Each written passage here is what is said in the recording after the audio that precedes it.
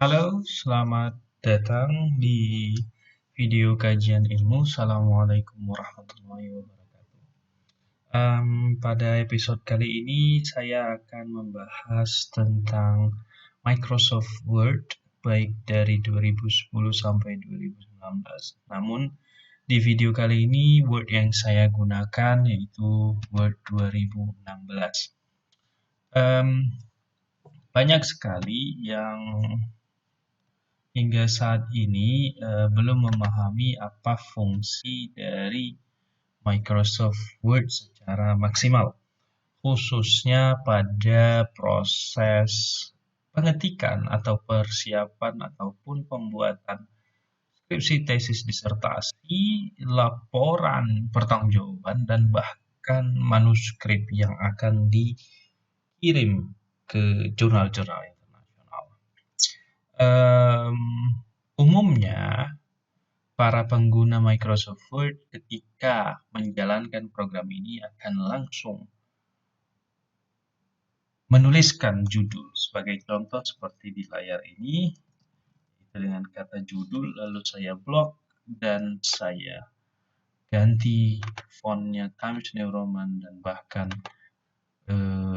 ukurannya serta jenisnya seperti itu. Namun sebenarnya hal ini tidak efektif, bahkan saya bisa klaim sangat tidak efektif, karena sebagai contoh, apabila nanti laporannya atau skripsinya tidak sesuai dengan format penulisan yang dituju, maka dengan demikian kita harus menggantinya secara keseluruhan. Bila teks atau ketikan itu sudah mencapai sebut saja 70 halaman, maka itu akan membuat repot bagi kita. Lalu bagaimana caranya? Mari kita lihat video kali ini.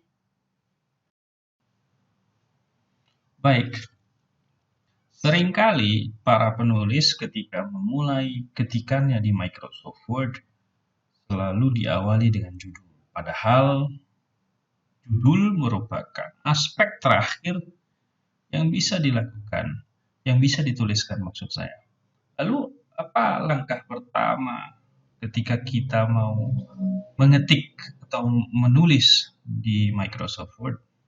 Sama halnya ketika kita mencoba menulis dengan tulisan tangan kita. Kita memulai dengan apa yang disebut dengan kerangka penulisan. Nah, bagaimana membuat kerangka penulisan di Microsoft Word? Tentu ada caranya. Tapi mari kita atur dulu layout dari dokumen kita atau lembar kerja ini. Caranya bagaimana? Arahkan kursor kepada bagian layout. Di sini ada margins, ada orientation, ada size, ada column.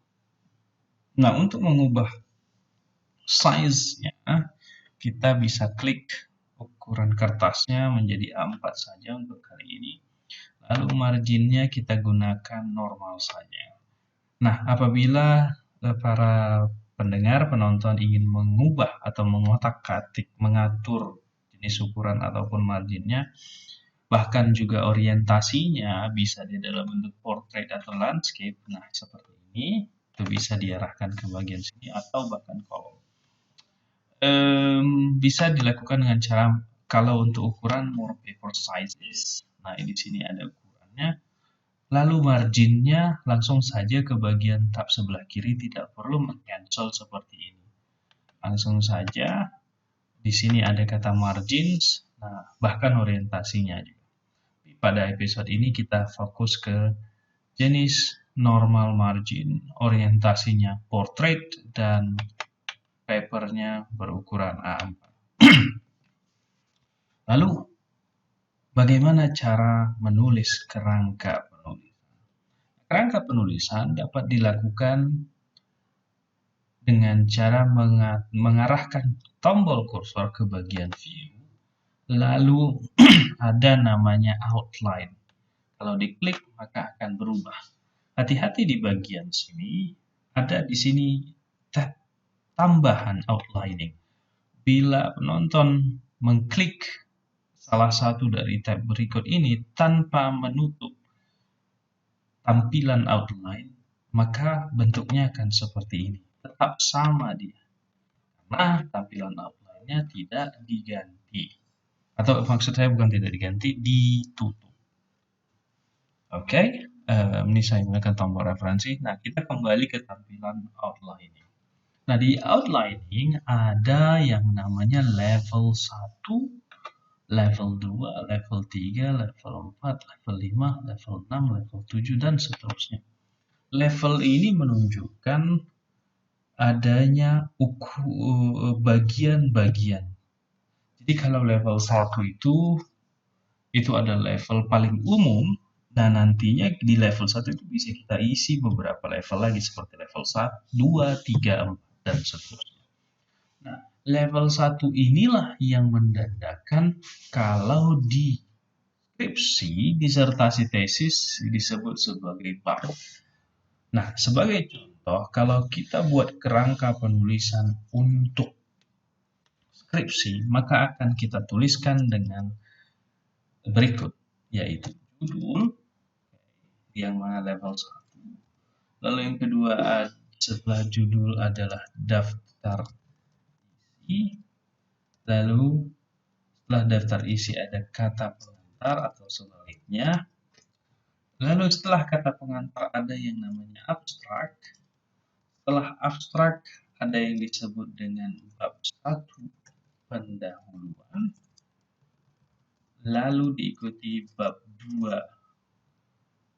studi literatur atau tinjauan kepustakaan, atau bahkan beberapa menyatakannya sebagai kerangka konseptual. Tapi dalam konteks ini, video ini saya hanya fokus kepada studi literatur saja. Lalu di bab 3 ada yang disebut dengan riset metodologi.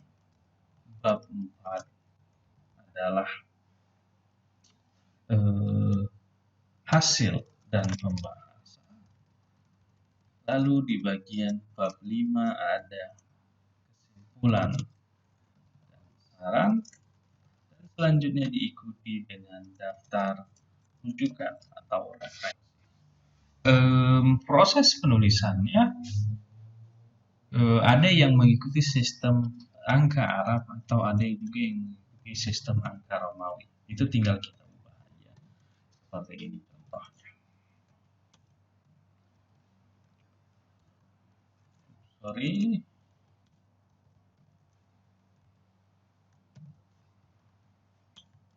Nah, namun di bagian pendahuluan contoh, di bab 1 itu tidak, isi di dalam bab 1 itu ada beberapa hal seperti latar belakang, rumusan masalah, lalu tujuan penelitian, dan bahkan sampai manfaat penelitian.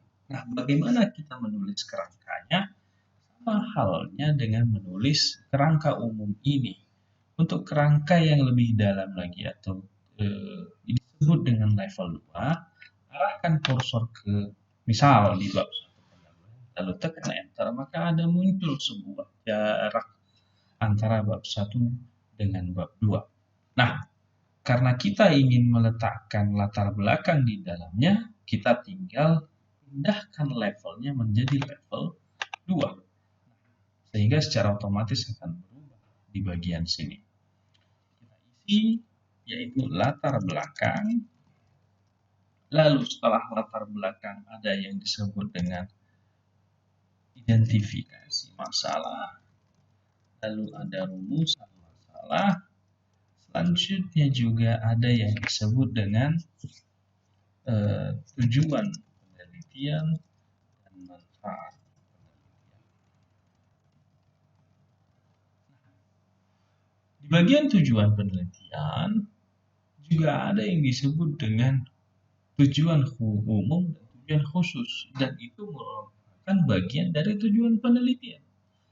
Artinya ada level di dalamnya lagi. Untuk melakukannya kita tinggal mengubah, sama sepertinya sewaktu kita memasukkan kata latar belakang sampai manfaat penelitian. Maka arahkan kursor ke bagian tujuan penelitian, tekan enter, arahkan ke level 3, sehingga kita dapatkan bagian tambahan lain. Apa itu? Tujuan umum dan tujuan khusus. Nah, secara umum inilah gambaran kerangka penulisan dari skripsi. Nah, tentunya bagaimana dengan kerangka penulisan lainnya, tentu para penonton sudah mengetahuinya. Jadi, inilah salah satunya. Ini merupakan cara dalam Microsoft Word untuk membuat kerangka penulisan. Nah, apabila kita tutup tampilan outline-nya, dia akan tunjuk seperti ini. Oke, bisa kita lihat ini ada bab 1, ada judul, dan semacamnya.